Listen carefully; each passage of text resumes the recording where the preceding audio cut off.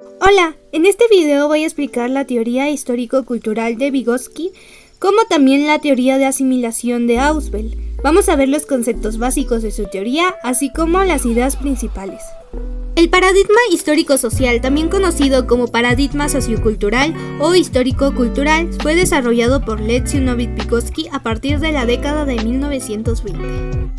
Sus investigaciones se centran en el pensamiento, el lenguaje, la memoria, en donde el niño toma conciencia de lo que está haciendo y aprende a utilizar sus habilidades. La teoría histórico-cultural. Para comprender al ser humano y su desarrollo psicológico es necesario entender y analizar las relaciones sociales en las que se desenvuelve. El desarrollo cognitivo está ligado a la interacción social entre personas.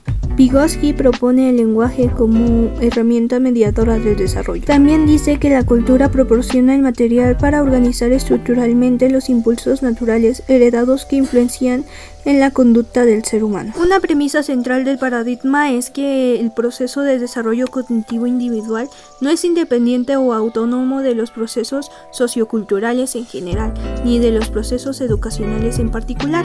Para Vygotsky, la relación entre sujeto y objeto de conocimiento no es una relación bipolar, como en otros paradigmas. Para él, se convierte en un triángulo abierto en el que las tres vértices se representan por sujeto, objeto de conocimiento y los artefactos o instrumentos socioculturales. Y se encuentra abierto a la influencia de su contexto cultural. De esta manera, la influencia del contexto cultural pasa a desempeñar un papel esencial y determinante en el desarrollo del sujeto, quien no recibe pasivamente la influencia, sino que la reconstruye activamente. Procesos mentales superiores e inferiores. Las funciones mentales inferiores son aquellas con las que nacemos. Son funciones naturales y están determinadas genéticamente. Está compuesta por la memoria, la atención y la inteligencia básica. Las funciones superiores se adquieren y se desarrollan a través de la interacción social y son mediadas culturalmente. Gran parte de la propuesta educativa de la que estamos hablando gira en torno al concepto de zona de desarrollo próximo.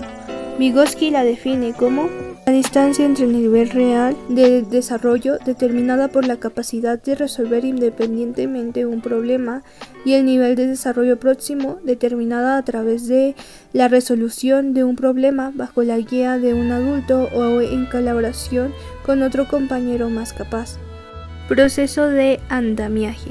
Vygotsky creó el concepto de andamiaje, que se da entre un adulto y un niño. Sin embargo, el proceso de enseñanza se puede dar también entre iguales. Él planteaba que existe el nivel de desarrollo real, que consiste en la capacidad de resolver un problema de manera independiente, y un nivel de desarrollo potencial, que representa la capacidad de desarrollar problemas auxiliado por expertos en la tarea. Desde el punto de vista de Vygotsky, el aprendizaje es una función social, el desarrollo psicológico está ligado al contexto histórico y cultural, y el aprendizaje se logra siempre con otros. Concepción del alumno. El alumno debe de ser entendido como un ser social, producto y protagonista de múltiples interacciones sociales, en las que se involucran a lo largo de la vida escolar y extraescolar. También en este paradigma, el alumno reconstruye los conocimientos. Es cooperativo y participativo. Concepción del docente. El profesor debe de ser entendido como un agente cultural que enseña en un contexto de prácticas y medios socioculturales determinados, y como un mediador esencial entre el saber cultural y los procesos de apropiación de los alumnos.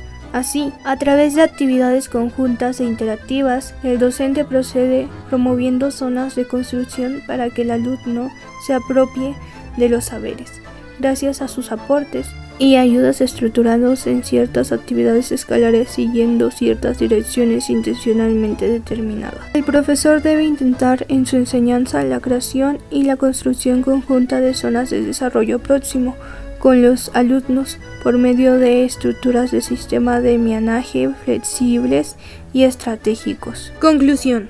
La teoría de Vygotsky ayuda a comprender los procesos sociales que influyen en la adquisición de las habilidades intelectuales. Considera el aprendizaje como uno de los mecanismos fundamentales del desarrollo. David Oswald fue uno de los psicólogos estadounidenses que se llegó a convertir en una de las personas más importantes del constructivismo. En 1963, Oswald propuso la teoría del aprendizaje significativo. Pone mucho énfasis en que la enseñanza es un proceso por el cual se ayuda al estudiante a que siga aumentando el conocimiento que ya tiene en lugar de enseñar una lista de datos que debe de ser memorizada. Él planteó que el aprendizaje del alumno depende de la estructura cognitiva previa. ¿Pero qué es la estructura cognitiva? Pues simple, son los conceptos e ideas que una persona posee en un determinado campo de conocimiento. Un buen docente debe orientar el aprendizaje a sus alumnos, por lo tanto debe conocer la estructura cognitiva del estudiante. A su vez, afirma que el factor más importante que influye en el aprendizaje es lo que el alumno ya sabe. Un aprendizaje es significativo cuando una nueva información se conecta con un concepto relevante preexistente en la estructura cognitiva del alumno, siempre y cuando los conceptos estén claros y funcionen como un anclaje para el nuevo conocimiento. Se conocen 3 tipos de aprendizaje significativo: tipo de representaciones, tipo de conceptos y tipo de proposiciones. El tipo de representaciones es el aprendizaje más elemental. Consiste en distribuir significados a determinados símbolos. Este tipo de aprendizaje se representa generalmente en los niños.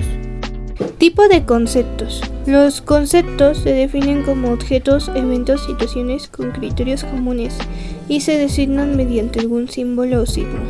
Son adquiridos a través de 2 procesos llamados formación y asimilación. ¿Pero qué es la formación? Son las características del concepto que son adquiridas por una experiencia directa. ¿Y qué es la asimilación? Pues la asimilación se produce a medida que el alumno amplía su vocabulario. El último es el tipo de proporciones. Este tipo de aprendizaje significativo implica la comunicación y la relación de varias palabras individuales. Dentro de las ventajas del aprendizaje significativo se encuentran 2. Primera, favorece la adquisición de nuevos conocimientos que pueden estar relacionados con los anteriormente señalados. Y en segundo punto, es un proceso personal y estimula el interés del alumno. Los 4 principios de Ausubel. La primera es la diferenciación progresiva. Es un proceso característico del aprendizaje verbal y se refiere a planificar la docencia desde lo más general a lo más específico. El segundo punto son las reconciliaciones integradoras. Las nuevas ideas deben de ser capaces de subordinar a las ideas ya existentes. Como tercer punto, la organización secuencial. Aquí debemos respetar la organización y la secuencia estructural de los contenidos. Y como cuarto y último punto es la consolidación. Pues es la necesidad de reintegrar el conocimiento nuevo y la realización de tareas en diferentes contextos. En conclusión, lo que buscamos con este paradigma es que el aprendizaje perdura en el tiempo. Esto se logra cuando el estudiante quiere aprender, se requiere de motivación interna y se le presenta un material potencialmente significativo para que él pueda anclarlo al conocimiento previo. También esta teoría debe de ser una herramienta para seguir desarrollando estrategias educativas, y el aprendizaje del niño debe de ser basado en sus capacidades y no en la imposición de datos.